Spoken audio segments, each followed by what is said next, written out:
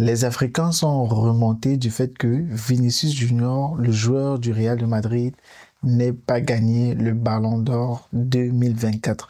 Alors, pour ceux qui ont peut-être manqué l'information, hier avait lieu la prestigieuse cérémonie de remise du Ballon d'Or ainsi que d'autres récompenses aux personnalités du monde du football qui se sont le plus illustrées pendant la saison, je crois 2023-2024 si je ne me trompe pas. Et l'événement phare de cet événement, c'est très souvent la remise du Ballon d'Or. Alors, il se passe que le joueur du Real de Madrid, l'ancien vainqueur de la Ligue des Champions, et le vainqueur de la Coupe du championnat d'Espagne, Vinicius Junior, n'ait pas gagné le Ballon d'Or.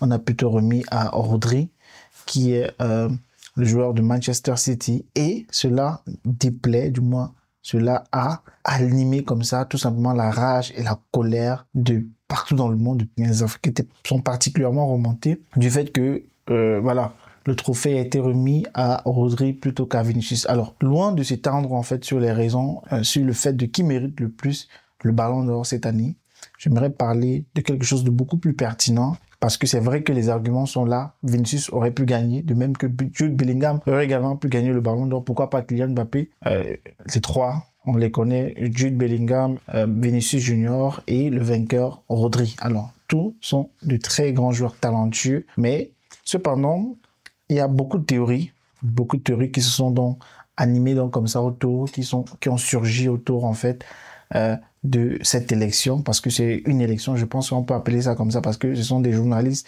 des personnes indépendantes, des milieux du football, des acteurs qui votent. Donc pour moi, c'est une élection, dans une certaine mesure, bien entendu, tout simplement. Donc, les arguments sont discutables. Il y a les palmarès d'un côté, il y a les qualités individuelles de l'autre. Maintenant, les votes, en majorité, se sont votés en faveur de Rodri, tout simplement, le joueur de Manchester City. Alors, cela déplaît fortement à la majorité des fans du Real de Madrid, la majorité des fans de Vinicius qui voyaient déjà leur idole gagner ce titre. Alors, je ne parle pas ici de la désillusion, de la rage qu'il y a eu sur les réseaux sociaux après, du fait qu'il n'ait pas gagné, de tout ce qu'il y a eu autour, les scandales de racisme, les théories de complotistes. Bref, on a vu de toutes les sauces. Loin donc, dans le cadre de cette vidéo, de discuter qui méritait plus de gagner que qui. Moi, je vais m'attarder sur cette vidéo sur un aspect que je juge aujourd'hui extrêmement fondamental pour la communauté africaine et pour les Noirs particulièrement. Particulièrement les personnes qui disent que c'est parce qu'il est noir qu'il faut qu'il travaille 2 fois plus, 3 fois plus, 10 fois plus. D'ailleurs, Eto'o l'a souvent mentionné qu'elle était encore joueur de football en Europe. Alors, ce qu'il faut savoir, c'est que même si cela est vrai, est-ce que le noir travaille déjà suffisamment de manière générale? Je ne parle pas d'individualité. Est-ce que les noirs, dans leur généralité, travaillent déjà suffisamment pour se donner suffisamment de force afin d'être reconnus à leur juste valeur? On peut passer la vie à se plaindre et ça ne va jamais rien changer. Au contraire, on voit notamment ici en Europe comme ce qui se passe, c'est que en fait, c'est plutôt en fait une instrumentalisation de la souffrance, c'est-à-dire que le noir qui se plaint du racisme, on crée donc tout un business autour et les mêmes personnes s'enrichissent. Et ce ne sont pas les noirs qui s'enrichissent derrière tout ça, non. On a encore des personnes qui s'enrichissent sur le dos de la souffrance des noirs, sur le dos en fait de la naïveté des noirs, du fait que les noirs sont parfois extrêmement émotionnels lorsqu'il s'agit de racisme, lorsqu'il s'agit de discrimination, etc.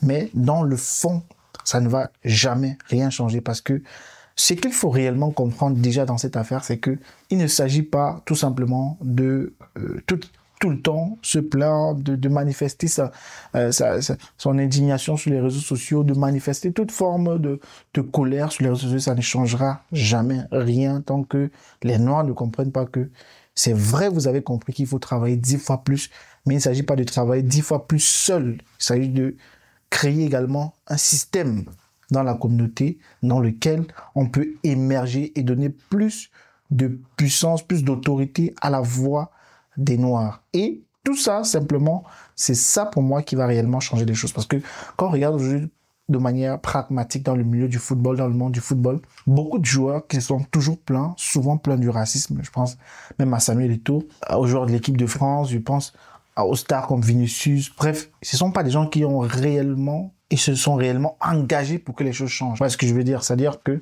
on a vu des actes solitaires de ça et là, mais ça n'a jusqu'ici pas changé, en fait, l'image, du moins, la présence du racisme dans le football. Parce qu'il n'y a jamais souvent de réelles sanctions qui ont été mises. Alors, parce que tout simplement, ils ne se sont jamais mis ensemble, déjà en tant que Noirs qui jouent au football, pour tout simplement essayer également de créer, je ne sais pas, une forme d'organisation, une forme de syndicat, une forme de synergie pour vraiment faire en sorte, par exemple, que si un joueur est victime de racisme dans un championnat majeur, ils considèrent que le week-end qui suit, il y aura peut-être pas match, mais ils vont peut-être boycotter parce que rien n'a été fait. Parce que tout ça, c'est l'UEFA qui est responsable du football de manière générale en Europe. Mais on constate tout simplement quoi? Lorsqu'on donne l'argent à Vinicius, lorsqu'on donne l'argent à Mbappé, voilà, lui n'a rien à foutre du racisme qui s'est passé en Italie. Tout ce qu'il va faire le soir, c'est de poster sur les réseaux sociaux non au racisme.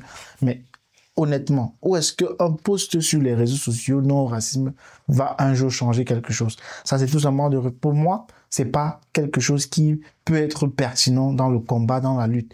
Et la réelle solution, autant pour moi, pour être plus profond, en fait, dans ce que je veux dire, c'est que c'est de travailler 10 fois, 20 fois plus, mais de travailler ensemble. Parce que, figurez-vous, quand les Chinois, par exemple, ont commencé à émerger, à évoluer, on parlait de la Chine comme étant le géant au pied d'argile. Et la Chine a développé beaucoup de produits qui étaient considérés comme de mauvaise qualité. C'est-à-dire qu'on identifiait même déjà les Chinois à ce qui n'est pas de bonne qualité. Mais figurez-vous que la Chine aujourd'hui est arrivée à un niveau, c'est en fait, c'est l'exemple dans le monde. C'est-à-dire tout le monde voit les Chinois aujourd'hui, que ce soit au niveau même des voitures électriques par exemple, c'est eux qui sont en fait aujourd'hui les leaders, les meilleurs. À tel point qu'aujourd'hui les États-Unis veulent taxer leurs voitures électriques fois 100, l'Union européenne a voté 45%. Donc c'est ça en fait qui s'est passé. C'est-à-dire le travail acharné, mais pas un travail de manière individuelle qui se limite aux individualités, aux talents, non. C'est un travail qui a utilisé les forces des uns et des autres et les faiblesses des uns et des autres également pour converger vers un but commun. Et c'est ça qui manque fondamentalement aujourd'hui dans la communauté africaine, chez les Noirs. Et on passe notre temps tout simplement à se plaindre encore et davantage de racisme. Ça ne changera jamais rien. On sort des théories complotistes, ça et là. On vous associe aux communautés défavorisées, et cela depuis des décennies. Mais rien n'est fait. Je suivais encore dernièrement à la télévision, lorsqu'il y a eu des chants cris homophobes dans un stade, un ministre français s'est proposé tout simplement que la prochaine fois que cela a lieu, le match soit arrêté. Mais jamais un ministre français n'a pris la parole pour un cas de racisme. Tout simplement encore pour dire quoi? Vous ne serez jamais considéré si vous-même déjà, vous ne considérez pas le fait que on peut également vous considérer. Et ça ne passe pas par les plaintes. Honnêtement, ça ne servira jamais à rien. Tout ce que ça va faire, comme je disais tantôt, ça va créer un business autour qui va continuer comme ça à donner encore de l'argent à ceux qui ont déjà de l'argent. En fait, je vais essayer de simplifier ce qui se passe. Vous vous plaignez par exemple du racisme. Il y a déjà des autorités qui ont l'argent. Maintenant, ils choisissent de voter un budget pour lutter contre le racisme, par exemple. Qu'est-ce qu'ils vont faire? Ils vont organiser des semaines culturelles, des semaines de diversité. Mais qui est-ce qui reçoit l'argent pour organiser ça? Ce sont encore des personnes blanches qui organisent encore des trucs qui n'intéressent pas les Noirs. Parce qu'encore une fois de plus, on mélange tout le monde, on met tout le monde ensemble. Au final, on ne touche pas réellement les problèmes des Noirs. Et ce qu'on arrive à toucher parfois, c'est on organise un concert, comme ça on vient vous faire danser. Voilà, quand vous dansez, vous êtes fiers, vous mangez, voilà, c'est tout. Et concrètement, à la fin de la journée, rien n'est fait parce qu'on vous a donné ce que vous voulez, ce que vous avez l'habitude d'avoir, qui est tout simplement la joie, la danse. Et voilà, le lendemain, vos problèmes continuent, vos plaintes continuent et c'est comme ça que ça ne s'arrête jamais. Alors, si les choses doivent réellement changer, il faut qu'il y ait une réelle prise de conscience collective parmi les Noirs du fait que, ok, c'est vrai, il y a un problème structurel, mais comment est-ce qu'on fait pour être un réel, pour être un réel frein, une réelle arme contre cela? C'est tout simplement en se mettant ensemble, en travaillant ensemble. Voilà, tout simplement pour le bien de la communauté, le bien général, pas le bien d'une personne qui est déjà riche. Non, bien d'une personne qui, voilà, qui est déjà bien. Non, c'est pas en mettant un post sur les réseaux sociaux en disant non au racisme que quelque chose va changer. Mais il faut poser pour moi, selon moi, des actes concrets qui font réellement bouger et avancer les choses. Alors, je ne sais pas si vous avez aimé cette vidéo. Laissez-moi ce que vous pensez en commentaire. Ça me ferait plaisir de vous lire également. N'oubliez pas de vous abonner, de me laisser un j'aime à cette vidéo. Alors, pour ceux qui sont déçus pour Vinicius, je vais les dire tout simplement, c'est interdit de pleurer. On ne pleure pas. Alors, il faudra juste que Vinicius travaille 10 fois plus comme il a dit pour l'année prochaine. Et peut-être qui sait, il soulèvera enfin le ballon d'or de l'année prochaine. Alors, on se donne rendez-vous très bientôt pour une prochaine vidéo. Ciao.